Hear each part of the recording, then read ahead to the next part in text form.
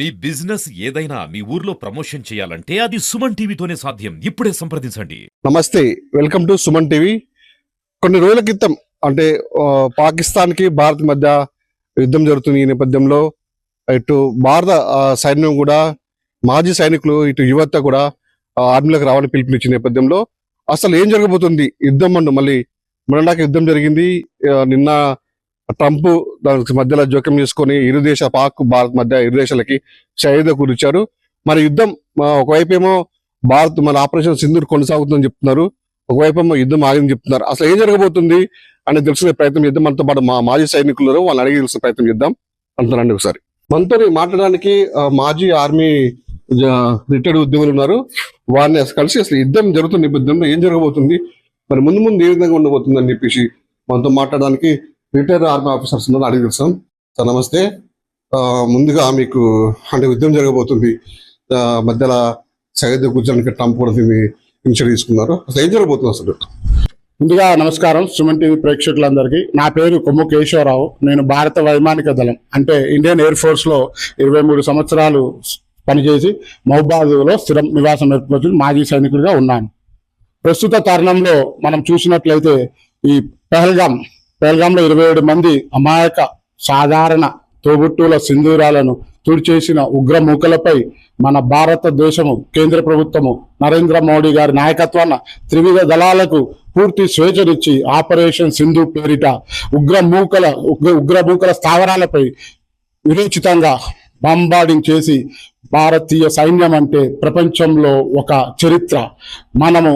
మనకు ఎవరితోని డేంజర్ లేదు, మనమే డేంజర్ అన్న స్థాయికి భారత వాయుసేన, భారత ఆర్మీ, భారత నావికాదళం ముగ్గురు మూకుమ్మడిగా దాడి చేసి ఒక్క సివిలియన్ ప్రాణాన్ని పోకుండా పాకిస్తాన్కి బుద్ధి చెప్పడం జరిగింది. అయినా ఈ యుద్ధ సమయంలో మనము భారతీయులమైన మనమందరము సంఘటిత భావంగా ఉండి కుల మత వర్గ భేద తారతమ్యాలు లేకుండా మత సామరస్యాన్ని మళ్ళా సంఘీభావంతో ఉంటూ మనము కేంద్ర ప్రభుత్వానికి చాలా సంఘీభావం తెలపాలి. యుద్ధం జరుగుతున్న నేపథ్యంలో కూడా ఇటు భారత్ పాక్ మధ్య జరుగుతున్న యుద్ధంలో డొనాల్డ్ ట్రంప్ కూడా సైదు కుర్చి ఇరు దేశాల మధ్య ఒప్పందం గురించాడు. 4 గంటల లోపు మాత్రమే మళ్ళీ వాళ్ళు ప్రతిదాడులకు పాల్పడింది. దీన్ని ఉల్లంఘన అంటే కాల్పన ఉల్లంఘన ప్రతిలో జవాన్లు దానికి మృతి చెందడం జరిగింది. దీనిపై మా భారత జవాన్లకి మీరు వాళ్ళ తల్లిదండ్రులకి కుటుంబాలకు ఏం చెప్పబోతున్నారు? అంటే విరమించినా కూడా ఈ విధంగా పాకిస్తాన్ చేయడం కవ్వింపుచర్యపై ఇది సీజ్ ఫైర్ ఉల్లంఘన పాకిస్తాన్ కు వెన్నతో పెట్టిన విద్య, కుక్కతోక వంకర అన్నట్టు ఈ పాకిస్తాన్ ఉగ్రముఖలు గాని పాకిస్తాన్ వేర్పాటవాదులు గాని ఎప్పటికీ మారరు. అయితే ఈ ప్రస్తుత తరుణంలో ప్రపంచం అంతా గ్లోబలైజేషన్ అయిన తరుణంలో ఈ డొనాల్డ్ ట్రంప్ గారు పెద్దన్న పాత్ర అంటే ప్రపంచానికి నేను ఒక శాంతి దూత లాగా అతను పేరొందాలనుకో ఒక చిన్న ఒప్పందం చేయడం జరిగింది. సో దానికి తోడు నార్మల్ గా ఇప్పుడు చూడండి, ఊళ్ళలోనే గొడవ అవుతున్నప్పుడు ఊరి పెద్ద మనిషి వస్తాడు, ముందు ఈసారి అయితే నా మాట వినరా, రేపటి రోజున వాడిని ఏమన్నది మళ్ళా మాట ఉల్లంఘిస్తే. ట్రంప్ ఎందుకో మన మధ్యలో జోక్యం చేసుకున్నాడు, మన భారతీయులంతా ఏకమైతే పాకిస్తాన్ ఎంత ట్రంప్ జోక్యం చేసుకున్న అవసరం లేదు అని చెప్పేసి భారతీయులంతా కూడా ఏకతాటిపై వచ్చి మీకు అవసరమైతే మీ వెనుక మేమున్నామని కూడా చెప్తున్నారు పరిస్థితులు. అవును, ఇది నిజంగా ట్రంప్ మనం కలిగా చేసుకోకుండా ఉంటే భారతీయ సైన్యానికి ఇప్పుడు పిఓకి ఆక్రమించుకోవడం చాలా ఈజీగా ఉండదు. కానీ ఈ తరుణంలో నార్మల్ గా ఏమంటారంటే ఒక మూర్ఖునిలాగా జవాబు చెప్పడం కంటే వాడిని మొత్తం అష్టదిగ్బంధనం చేసి నీ బతుకెందుకురా అని చేయటం అన్నది మన మోడీ గారి యొక్క ఉద్దేశం అని నాకు అనిపిస్తుంది. అందుకే ముందు సింధు జలాల ఒప్పందాన్ని అంటే వాడిని వాటర్ బాంబ్ ప్రయోగించాడు, సో దట్ వానికి నీళ్ళ లేకపోవడం అంతర్యుద్ధం మొదలవుతుంది. రెండోది ఆ తర్వాత ఫైనాన్షియల్ క్రంచ్ అంటే మన ట్రేడ్ ఒప్పందం మొత్తం దౌత్య సంబంధాలు మొత్తం పాకిస్తాన్తో తెగదెంపు చేసుకుంటారు. సో దీనివల్ల ఏమవుతుందంటే పాకిస్తాన్ మొత్తం దౌత్య పరంగా చాలా నష్టపోతుంది. ఎందుకంటే ఒక 2-3 దేశాలు తప్పితే పాకిస్తాన్ సమర్థించేవి మిగతా 180 దేశాలు మనం భారతదేశాన్ని మైత్రి కోరుకుంటున్నాయి, భారతదేశంతో స్నేహభావాన్ని కోరుకుంటున్నాయి. కాల్పుల విరమణ అనేది అసలు కరెక్ట్ అంటారు? కాల్పుల విరమణ అంటే చూడండి, మనం ఒకవైపు అభివృద్ధి పోతున్నప్పుడు ఎవరు కూడా మనుషులను యుద్ధం అంటే ఇప్పుడు నాన్ కన్వెన్షనల్ వార్ అంటే ఒక్క విమానం వచ్చిందంటే 1000 మంది చచ్చిపోతారు. సో దీనికి ముందు అసలు రూట్ కాజ్ ఏంటిది అంటే చోరుబాటుదారులుగా పాకిస్తాన్ నుంచి పిఓకే నుంచి మన జమ్మూ కాశ్మీర్కి వచ్చి మన జనరల్ అంటే మన టూరిస్టులు తిరిగే ప్రదేశాల్లో ఊచకోత కూడా చాలా దురదృష్టకరం. సో దీనికి బుద్ధి చెప్పాలి. అంటే ఒకరిని చంపినందుకు మనం 10 మందిని చంపామనుకో అదేం పెద్ద ఉద్దేశం కాదు. కానీ దీనికి పుట్టుపూర్వత మళ్ళీ 10-100 మంది అవుతారు, 100-200 మంది అవుతారు. అందుకని వాళ్ళకి వచ్చే ట్రైనింగ్ ఇన్స్టిట్యూట్ వీళ్ళ వెనక పెద్దవారు వాడిని చంపేస్తే ఆ తర్వాత వీళ్ళందరూ తోక ముడుచుకొని ఉంటారని మోదీ గారి ఉద్దేశం. నిన్న కూడా మోదీ గారు ప్రెస్ మీట్ చెప్పారు, భారత సైన్యము విరుచితంగా పోరాడింది, వాళ్ళందరికీ సెల్యూట్ చెప్పారు. అట్ ద సేమ్ టైం త్రివిధ దళాల అధిపతులు కూడా అంటే మాజీ సైనికులు కానీ యువత కానీ ఆర్మీలో రండి పాల్గొనాలని చెప్పేసి వాళ్ళకి యువతకు పిలిపించిన నేపథ్యంలో మీరు కూడా ఒక ఛాన్స్ వస్తే మీరు సిద్ధంగా ఉన్నారా? తప్పకుండా. మాజీ సైనికులైన మానుకోట నుంచి మేము చాలా ర్యాలీలు కూడా తీసాము. ఎప్పుడైతే ఆ పాశవికంగా ఊచకోత జరిగి 27 మంది తోబుట్టువుల సింధూరాలు పోయినాయో మా హృదయం కలిసివేసింది. మేమే ఎన్నో ర్యాలీలు తీసాం. ఆ తర్వాత కూడా ఎంతో మంది పత్రికా విలేకరుల సమావేశంలో మేము 86 మంది ఉన్నాం మానుకోటలో. మళ్ళా మేము తుపాకీ బట్టి భారత సైన్యానికి చేదోడు వాదుగా అంటే యాక్చువల్ ఉద్యమంలో లేకపోయినా మా వంతుగా మేము ఒక ఏ హెల్ప్ అయితే చేయగలడానికి కూడా రెడీగా ఉన్నాం. ఇప్పటికీ మానుకోట వెల్ఫేర్ అసోసియేషన్, మానుకోట మాజీ సైనిక అసోసియేషన్ కూడా యుద్ధ సమయంలో ఏ పిలుపు వచ్చినా కానీ మేము అందరం వెళ్ళడానికి రెడీగా ఉన్నాం. మరొక చిన్న విన్నపం, భారతీయులందరికీ భారతీయ ముసుగులో వేర్పాటువాదాన్ని మత సామరస్యాన్ని చెల్లగొట్టే ఏ కుల వర్గమైనా ఏ వర్ధు అయినా అతన్ని దేశద్రోహిగా పరిగణించి అతడు చేసే ఏ వ్యతిరేక కలపలు అంటే భారతదేశ సౌభ్రాతృత్వాన్ని కాలదున్నటువంటి భారతదేశ పరువు ప్రతిష్టలకు భంగం కలిగించేటువంటి ఏ కులవాడి అయినా ఏ మత సామరస్యవాడైనా ఏ వేర్పాటువాదంతో భారతదేశం యొక్క సార్వభౌమత్వాన్ని చెడగొట్టాలనుకుని ఎవరినైనా అతన్ని దేశద్రోహిగా కీర్తించాలి. వాడు చేసే పనిని దేశద్రోహంగా చేసి అతని దేశ బహిష్కరణ లేకపోతే వాడిని ఉరితీయాలని ఈ విధంగా కేంద్ర ప్రభుత్వాన్ని ఎన్నుకుంటాను. ఈ సమయంలో భారతీయులందరూ భారతీయ ముసుగులో ఉన్నటువంటి వేర్పాటువాదులను మన ఇంటి పక్కనే ఉండొచ్చు, మన సంఘంలోనే ఉండొచ్చు, మన ఊర్లోనే ఉండొచ్చు. అటువంటి వేర్పాటువాదులను గమనించండి. మీకు వీలైతే పోలీస్ స్టేషన్ వెళ్ళండి, లేదైతే మాజీ సైనికులైన మా దగ్గరికి రండి. మేము వారిని ఏ విధంగా శిక్షించాలో, ఏ విధంగా వాళ్ళ యొక్క దేశాన్ని వెళ్ళగొట్టాలి, వాళ్ళకి ఏ విధంగా థర్డ్ ఒపీనియన్తో వాళ్ళు ఏం చేయాలనేది చేస్తాం. కాబట్టి భారతీయుల ముసుగులో ఉండి భారతీయ సంక్షేమ పథకాలు తింటూ భారతీయ ఆధార్ కార్డు, భారతీయ పౌరసత్వంతో భారతీయుల మీదకే వేర్పాటువాదాన్ని చేసే ఏ వ్యక్తినైనా సహించేది లేదు. ఈ సందర్భంగా నేను ఒకటే చెప్తున్నాను, భారతీయులమంతా ఏకమత్యం. మన ఐకమత్యాన్ని ఎవరైనా చెడగొట్టాలని మనలో ఉండి పుల్లలు పెట్టి మన యొక్క సామరస్యానికి ఎవరైతే వేర్పాటు వాల్తనంతో మన సామరస్యాన్ని కుల్లగొడతారో అతన్ని బహిష్కరిద్దాం. అతన్ని మేము వీలైతే పోలీస్ స్టేషన్కి వెళ్ళాలి, లేదైతే మాజీ సైనికులు మా దగ్గర రాని మేము మీకు కావాల్సిన కాన్ఫిడెన్షియల్ గా ఉంచి కావాల్సిన చర్య చేసి దేశ సార్వభౌమత్వానికి దేశ సైన్యానికి ఎటువంటి భంగం కలగకుండా మేము చర్య తీసుకుంటామని ఈ ముఖంగా నేను అందరికీ విన్నపి చేస్తున్నాను. భారతీయ సైనిక ఉద్యోగులు మొత్తం మేము యుద్ధం వస్తే మళ్ళీ వెళ్ళడానికి మనం సిద్ధంగా ఉందని చెప్తారు. ప్రస్తుతానికి మహబాలో సుమారు 86 నుంచి 100 మంది సైనికులు ఉన్నారు. పిలుపు ఎప్పుడు వస్తుందని చెప్పేసి ఆతృతగా వెయిట్ చేస్తాం. ఈ పిలుపు వస్తున్న నేపథ్యంలో మాత్రం ఆ భార్య పిలుపు చెప్పి మాత్రం వాళ్ళకి సెల్యూట్ చెప్పేసి భారత జవాన్లు చేయడానికి సిద్ధంగా అని చెప్పేసి చెప్తుందని చెప్పి ఇక్కడ సైనికులు చెప్తున్న పరిస్థితి ఉంది. ప్రస్తుతానికి మనతో మాట్లాడడానికి మరో రిటైర్ ఆర్మీ జవాన్ వాళ్ళని అడిగి తెలుసుకుందాం.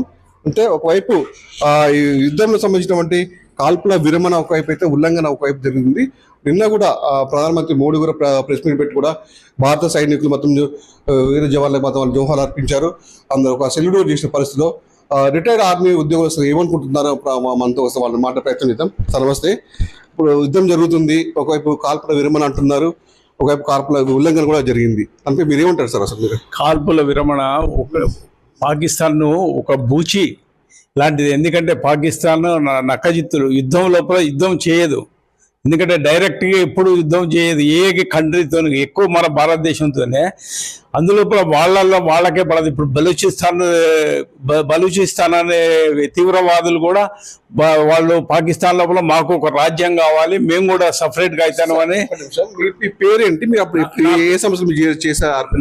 నా పేరు యామిని నరసింహారావు. నేను ఎంఈజీ సెంటర్లో చేశాను. ఇక్కడ ఎంఈజీ బెంగళూరు. ఎంఈజీ అంటే మద్రాస్ ఇంజనీరింగ్ అండ్ గ్రూప్స్ అన్నమాట. అప్పుడు యుద్ధాలు ఏమి లేవండి. కొత్తగా వచ్చింది పాకిస్తాన్ భారత పోయినాము. నేను 80లో వచ్చిన అనమాట. కాలిరిగితేనా అది కాలేజ్ మెడికల్ బోర్డు ఒకటి వచ్చింది అనమాట. ఎందుకంటే అన్ఫిట్ చేసేసిండు. ఎట్లా మరి యుద్ధం జరగబోతుంది కదా, మరి యుద్ధం జరిగితే మంచిగా ఉంటుందా లేకపోతే విరమణ ప్రకటించారు? యుద్ధం అంటే యుద్ధం జరిగితే కొన్ని కోట్ల రూపాయలు ఆమ్నేషన్స్ తర్వాత ప్రాణ నష్టం జరుగుద్ది. కానీ మన మోడీ గారు తీసుకున్నటువంటి నిర్ణయం చాలా నిర్ణయాత్మకమైనటువంటి నిర్ణయం అన్నమాట. యుద్ధాన్ని ఆపేసి పాకిస్తాన్ వాళ్ళని ఎలా లొంగ తీసుకోవాలనేది ప్రయత్నం చేసినాము. చాలా వరకు దాదాపు 99% లొంగిపోయారు వాళ్ళు. వాళ్ళు లొంగిపోయి అమెరికా అధ్యక్షుడి దగ్గర రాజీ అనే ఒక మంత్రం ఉపయోగించి రాజీకి వస్తే బాగుంటుంది. ఎందుకంటే ఇప్పటికే దాదాపు పాకిస్తాన్ లోపల చాలా బొంబార్డ్మెంట్ చేసి చాలా నష్టం అయిపోయింది. దాదాపు 35-40 మంది సైనికులు చచ్చిపోయారు. దాదాపు కొన్ని వందల మంది తీవ్రవాదులు చచ్చిపోయారు. తీవ్రవాద శిబిరాలని నామరూపాలు లేకుండా చేసిన బొంబార్డ్మెంట్ చేసి. ఎందుకంటే ఇదివరకు ఓన్లీ కాల్బలం సైనికులే చేసేది అనమాట. ఇప్పుడు ఎయిర్ ఫోర్స్ నుంచి బొంబార్డ్మెంట్ చేస్తున్నారు. హెలికాప్టర్స్, తర్వాత డ్రోన్లు ఇవన్నీ పంపించేసి వాళ్ళ యొక్క యుద్ధ స్థావరాలు ఎక్కడైతే ఉన్నాయో వాటిని అన్నిటినీ నిర్మూలించి తర్వాత ఇప్పుడు వాళ్ళకి తెలిసి వచ్చింది ఇండియా అంటే ఏంటిది అనే ఒక సిద్ధాంతం తెలిసి ఇప్పుడు రాజీకి వస్తున్నారు. అది ఆపరేషన్ సింధూర్ నిలిపివేయలేదు, అది సాగుతూనే ఉందని చెప్పేసి చెప్తున్నారు. అది ప్రక్రియ కంప్లీట్ కావాల్సిందే. ఎందుకంటే ఆపరేషన్ సింధూరు అనేది నిరవధికంగా 365 రోజులు ఉండాల్సిందే. ఎందుకంటే వాళ్ళు దొంగ దెబ్బతీయడానికే ప్రయత్నిస్తారు కానీ దాడికి మాత్రం ఎటువంటి దాడి చేయలేరు భారతదేశం మీద పాకిస్తాన్ వాళ్ళు. వాళ్ళని దీన్ని ఎందుకు పెట్టుకుంటా, సైన్యానికి సత్తా లేక ఈ దొంగ దెబ్బలు తీస్తానికి ఈ వీళ్ళని పెట్టుకున్నారు అనమాట. ఒకవైపు సంబంధించినటువంటి ఆర్మీ కూడా త్రివిధ దళాలతో ముఖ్యంగా మన ప్రధానమంత్రి సమావేశం ఏర్పరచుకున్నారు. కొంతమంది ఏదైతే రిటైర్డ్ ఆర్మీ ఉన్న యువత కూడా పిలుపునిస్తున్నారు, మళ్ళీ మీరు ఆర్మీలోకి రండి, యుద్ధానికి సిద్ధంగా రండి అని చెప్తున్నారు. పిలుపునిస్తే మీరు సిద్ధంగా ఉన్నారా? మేము సిద్ధంగా ఉన్నాం ఎప్పుడైనా భారతదేశం తరపున యుద్ధం చేస్తానికి. ఇప్పుడు కూడా నాకు 75 సంవత్సరాలు అయినా కానీ, ఎందుకంటే వాళ్ళు పాకిస్తాన్ చేసే కుయుక్తులను, వాళ్ళు చేసినటువంటి అరాచకాలను భారతదేశం లోపల ఏ ఒక్కరు కూడా నమ్మరు. కాబట్టి మేము ఇప్పుడు మాజీ సైనికులమైనా కానీ, ఎందుకంటే భారతదేశం తరపున మేము యుద్ధం చేస్తానికి ఇప్పటికీ సిద్ధంగా ఉన్నాం. కాబట్టి మమ్మల్ని భారత కేంద్ర ప్రభుత్వం కానీ మిలిటరీ బలగాలు కానీ ఎటువంటి పరిస్థితుల్లో ఆర్డర్ పంపిస్తే మేము వెళ్తానికి సిద్ధంగా ఉన్నాం. అక్కడ పోటీ చేస్తాం. మీ ఇంట్లో మీ భార్య కానీ, మీ మనవాళ్ళు కానీ, మీ కొడుకులు కానీ, మరి తాత మరి పోయి యుద్ధం చేయని చెప్తే మీరు ఏదో కనిపిస్తుంది? వాళ్ళ ఏమంటారు వాళ్ళు? వాళ్ళ ఒప్పితే వాళ్ళతో సంబంధం లేదు. ఎందుకంటే లేదా మరి వాళ్ళతో సంబంధం లేదు, వాళ్ళ ఉన్నది సంబంధం ఉంటుంది కానీ భార్య వాళ్ళ ఒపీనియన్ మేము తీసుకోలేము. ఎందుకంటే భారతదేశం కోసం యుద్ధం చేస్తానికి మేము వీళ్ళ అనుమతి అవసరం లేదు, నాకు భారతదేశం అనుమతి కావాలి. ఎందుకంటే మేము ఇప్పుడు దాకా తినది కూడా భారతదేశం తరఫున మిలిటరీ పదార్థాలనే తింటున్నాం. ఇప్పటికీ మేము చనిపోయే వరకు కూడా యుద్ధంలో చనిపోతానికి కూడా వీరమరణం పొందడానికి కూడా మాకు చాలా బాధ అనిపించదు. విన్నారు కదా, రిటైర్ ఆర్మీ ఉద్యోగం మొత్తం చాలా తన భావోద్వేగంతో చెప్తున్నాం. మేము యుద్ధాన్ని పొంద సిద్ధంగా ఉన్నాము, యుద్ధంలో వీరమరణం పొందడానికి సిద్ధంగా ఉన్నాము. మా ఇంట్లో కుటుంబ సభ్యులు ఆఖరి నా భారత ప్రమేయం నాకు అవసరం లేదు, భారతదేశం నుంచి కానీ పిలుపు వస్తే మాత్రం పోదానికి సిద్ధంగా ఉన్నా చెప్తే 75,000 ఆర్మీ రిటైర్ చెప్తున్న పరిస్థితి ఉంది. మళ్ళీ ఇదే విషయంపై మరొక ఆర్మీ జీవనంతో మనం మాట్లాడే ప్రయత్నం చేద్దాం. ప్రస్తుతం మనతో మాట్లాడికి రిటైర్డ్ ఆర్మీ ఉద్యోగి సత్యనారాయణ గారిని అడిగేస్తున్నాం. సార్ నమస్తే, ఎలా ఉంది సార్ పరిస్థితి? ప్రస్తుత పరిస్థితి టెన్షన్ లోనే ఉంది. ఎందుకంటే వాళ్ళు అతిక్రమించారు కదా, విరమణ చెప్పారు, ఉల్లంఘించారు కదా. విరమణ చేసిన తర్వాత కూడా దాన్ని ఉల్లంఘించేసి మళ్ళీ ఫైరింగ్ చేయడం స్టార్ట్ చేశారు. సో అందువల్ల ఇప్పుడు కొంచెం ఉద్రిక్తతనే ఉంటుంది మోడల్లో. దానివల్ల పాపం అమ్మాయికి అంటే బిఎస్ఎఫ్ జవాన్లు కూడా చనిపోయారు. ఆ ఉల్లంఘన ముందే చేసినా కూడా వీళ్ళు ప్రాణాలు దక్కుతాయి అని చెప్పి కొంచెం భారత పౌరులు అంటున్నారు. అంటే యాక్చువల్గా మన వాళ్ళు ఏం చేశారంటే అప్రమత్తంగా ఉన్నా కూడా వాళ్ళు అతిక్రమించేసి విరమణ అయిన తర్వాత కూడా అతిక్రమించేసి దాన్ని పాటించకుండా నైట్ లో వచ్చేసి అనుకోకుండా వాళ్ళు వేసేసరికి మన బిఎస్ఎఫ్ జవాన్లు కొంతమంది జరిగిపోవడం అయిపోయింది. దానికి చాలా బాధగా ఉంది. ఎందుకంటే మనం ఎంత పకడ్బందీగా ఉన్నా సరే వాళ్ళు ఎక్కడో వెనకాల వచ్చేసి కొట్టినట్టుగా ఉంటుంది అన్నట్టు, అంటే దొంగ దెబ్బ తీసినట్టుగా. వాళ్ళకి ఆ ధైర్యం లేదు ఫేస్ టు ఫేస్ యుద్ధం చేస్తానికి, వాళ్ళ దగ్గర లేదు. కానీ వాళ్ళు ఈవెన్ 71 వార్లో కూడా ఇట్లనే వచ్చేసి దొంగ దెబ్బ తీయడం స్టార్ట్ చేశారు. అప్పుడే యాక్చువల్గా మనకు పిఓకే ఆక్యుపై చేసేవాళ్ళం, కానీ ప్రైమ్ మినిస్టర్ అప్పుడు మనకు సహాయం చేయలేదు. అప్పుడు వాళ్ళే మనం 80,000 పాక్ సైనికుల్ని. ఇప్పుడున్న పరిస్థితుల్లో అసలు పాక్ తో చర్చలు అవసరం అంటారు? అసలు చర్చలు అవసరం లేదండి, పాక్ తో చర్చలు అవసరం లేదు. వాళ్ళకి ఏం లేదు, అదర్ గో లేదు. పిఓకే మనకు అప్పచెప్పేసి హ్యాండ్స్ అప్ చేయడం అంతే. దీంట్లో అమెరికా అధ్యక్షుడు డొనాల్డ్ ట్రంప్ ఇనిషియేటివ్ తీసుకొని ఇరు దేశాల మధ్య సైద్య కూర్చుంది అని భారత పౌరులకు మండిపడుతున్న సందర్భం ఉంది. ఇప్పుడు యాక్చువల్గా అమెరికా వచ్చేసి మీడియేటర్గా వచ్చేసి శాంతి చర్చలు నడిపించుకుందాం 12వ తారీఖు వాళ్ళు పెట్టుకున్న డేట్ ప్రకారం చర్చలు జరుపుకుందాం అని అనుకున్నారు, అంటే విరమించుకున్నారు ఏది ఫైరింగ్, కానీ వాళ్ళు విరమించుకోలేదు కదా. వీళ్ళు మిగతా కంట్రీస్ వచ్చేసి మనల్ని శాంతిపరచడం ఏంటంటే, ఒకవేళ ఎందుకంటే యుద్ధానికి వెళ్ళిపోతే ఏమవుతుందంటే ఎకనామిక్ డౌన్ అయిపోతుంది అనేసి వాళ్ళ ఉద్దేశం, అంటే మనం భారతదేశాన్ని దెబ్బ కొడదామని. మనం 4th పొజిషన్ లో ఉన్నాం, వరల్డ్ మొత్తాలో 4th పొజిషన్ లో ఉన్నాం. కొద్ది సంవత్సరాల తర్వాత మనం టాప్ నంబర్ 1 పొజిషన్ లో ఉండగలుగుతాం. ఆపరేషన్ సింధూర్ అనేది ఇంకా కొనసాగితే బాగుంటుంది అంటారా? ఆపరేషన్ సింధూర్ కొంతమంది ఏమో నేను ఈడ్చి వేసింది ఆపరేషన్ సింధూర్ ఆపివేశారని చెప్తున్నారు, కొంతమంది ఏమో నడుస్తుంది చెప్తున్నారు. ఏంటి అసలు ఆపరేషన్ సింధూర్ వచ్చేసి ఎందుకు పెట్టారంటే మన ప్రైమ్ మినిస్టర్ గారు పాపం ఆడపిల్లలు ఎదురుగానే భార్యకు ఎదురుగుండానే భర్తను చంపేసి ఆమె సింధూరం నలిపేయటం కారణం ఈ ఆపరేషన్ సింధూర్ పెట్టడానికి కారణం అదే. ఎందుకంటే మన ఆడపడుచులు ఆడవాళ్ళ ముందే తల్లుల ముందే తండ్రుల్ని చంపేయటం ఎంత దారుణంగా, అది కూడా టూరిస్టులు వాళ్ళు ఏం చేశారు పాపం, వాళ్ళు టూర్కి వెళ్ళారు చూస్తానికి. టూరిస్టులు లేకపోతే వాళ్ళకి జీవనోపాధి లేదు. జేఎండ్కేలో మన టూరిస్టులు వెళ్ళకపోతే వాళ్ళకి జీవనోపాధి లేదు, ఇదే జీవనోపాధి. అయినా సరే వాళ్ళు హెల్ప్ చేయలేదు. మన ఈవెన్ లోకల్ పోలీస్ కూడా హెల్ప్ చేయలేదు, లోకల్ సెక్యూరిటీ కూడా ఉండాలి అక్కడ. ఆర్మీ నుంచి రిటైర్ అయ్యి సుమారు 70 నుంచి ఎయిర్ ఫోర్స్ రిటైర్ సుమారు 70 సంవత్సరాలు అవుతుంది. ఇప్పుడు మళ్ళీ ఆర్మీ త్రివిధ దళాలు సమావేశపరచుకొని మళ్ళీ రిటైర్ ఉద్యోగులుగా మళ్ళీ రండి, భారతీయ సేవ చేయండి యువతకు పిలుపునిస్తారు. సేమ్ టైం రిటైర్డ్ ఆర్మీ ఉద్యోగులు కూడా పిలుపునిస్తారు. ఒకవేళ భారత్ నుంచి మనకు మీకు పిలుపు వస్తే మీరు యుద్ధానికి వెళ్ళి సైన్యంలో చేయడానికి సిద్ధంగా ఉన్నారా మీరు? తప్పనిసరి అండి, వాళ్ళు పిలిస్తే 100%, ఈవెన్ జస్ట్ టెలిఫోన్ కాల్ చాలు పరిగెత్తిపోతాం, దాంట్లో జాయిన్ అవుతాం యుద్ధానికి. ఏంటంటే మనం వెళ్ళి యుద్ధం చేయాల్సిన పని లేదు, సపోర్టింగ్ స్టాఫ్ ఉన్నా సరే అది ఒక ప్లస్ పాయింట్ అన్నట్టు, వాళ్ళకి మ్యాన్ పవర్ ఉన్నదని. మరి మీరు యుద్ధానికి వెళ్తుంటే మరి ఇంట్లో కుటుంబ సభ్యులు ఎందుకు వెళ్ళాలి అని ఆపే ప్రయత్నం మీకు చెప్తే వాళ్ళకి ఏం చెప్పబోతారు? అలాంటిది ఏం లేదు, ఎందుకంటే ప్రతి ఒక్కళ్ళకి ఫస్ట్ దేశ ప్రేమ, నేషన్ ఫస్ట్, దాని తర్వాతనే నెక్స్ట్. సో అది ఏం ప్రాబ్లం లేదు, వెళ్తానికి కూడా అంత రెడీగా ఉన్నారు, ఏం ప్రాబ్లం లేదు. చూసారుగా మొత్తానికైతే రిటైర్ ఆర్మీ ఉద్యోగులు మొత్తం తమ మీద దేశభక్తితో 75 ఏళ్ళుగా వాళ్ళు రిటైర్మెంట్ అయినా కూడా ఇప్పటికీ దేశం నుంచి కనుక పిలుపు వస్తే సైన్యంలో చేరి యుద్ధం చేయడానికి మొత్తం సిద్ధమంటున్నాము.